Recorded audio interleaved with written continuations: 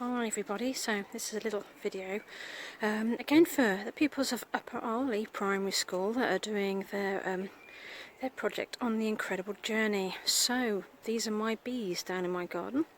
I've got one big hive, and then I've got the little nuclear hive off across to the right there. This is a hive that hasn't overwintered well, so they didn't need so much space. But this hive is doing really well. There could be up to 40,000 bees in this hive at the moment. Okay, and it's quite busy at the moment because it's mid-afternoon and all the baby bees are coming out and doing their orientation flights. So they come out and have a little fly around.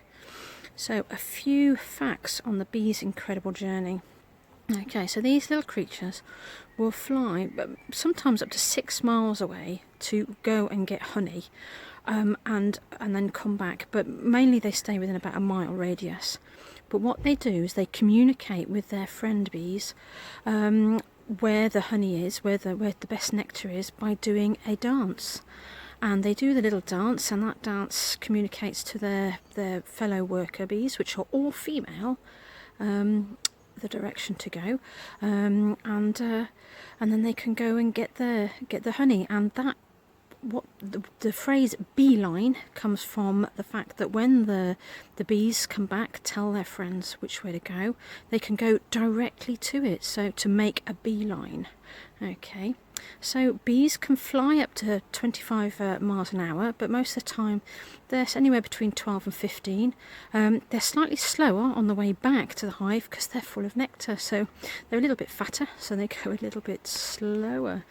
Okay, so one little bee in its lifetime, it lived about 4, 5, 6 weeks, will make only 1/4 of a teaspoon of honey.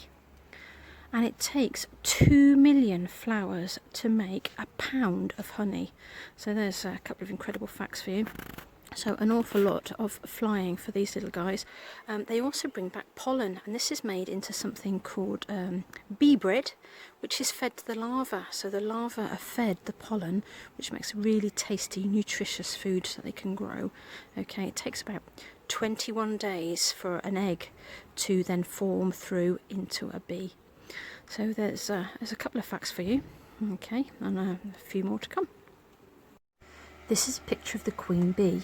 She's about twice as large as the worker bees and has the red dot, which helps us identify her amongst all the other bees. As you can see, it makes it easier to see her. This is a male bee, and he's called a drone. There are several of these in the hive, but not many. They don't sting, and it's identifiable by his big bulgy eyes. This little clip shows the baby bee trying to emerge from the honeycomb. And if you look very carefully, you can see her chewing her way out.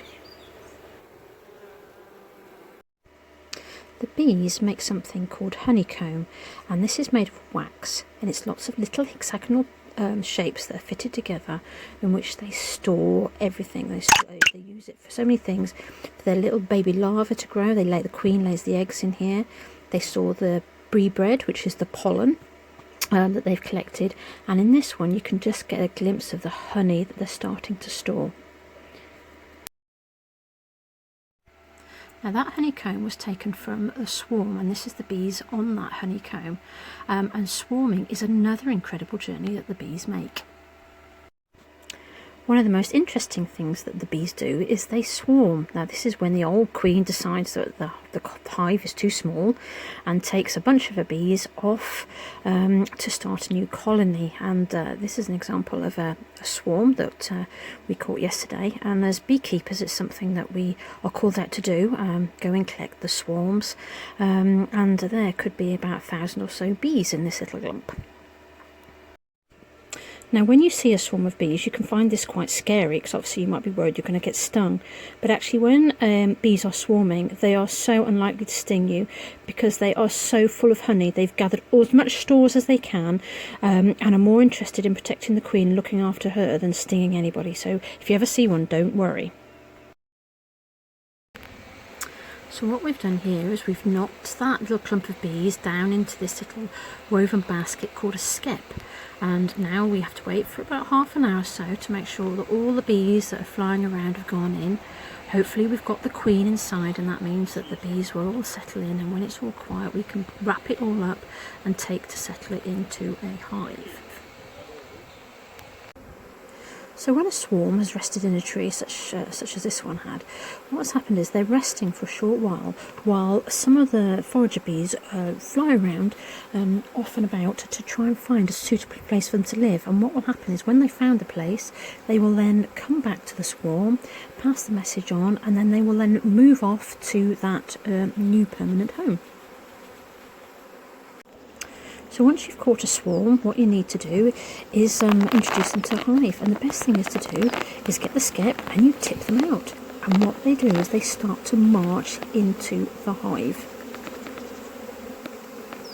Spot the queen.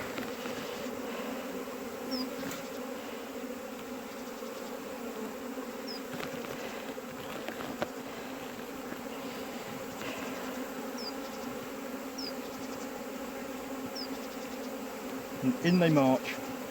Are they going in? Yep.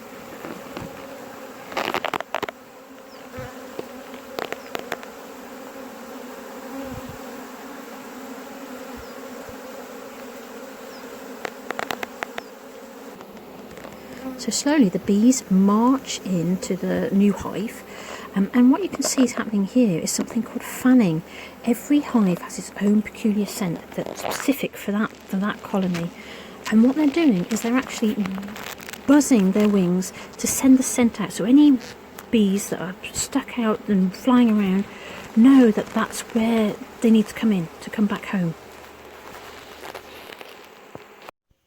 So here's a couple of pictures of a couple of bees that had landed on my hand while I was settling the swarm in.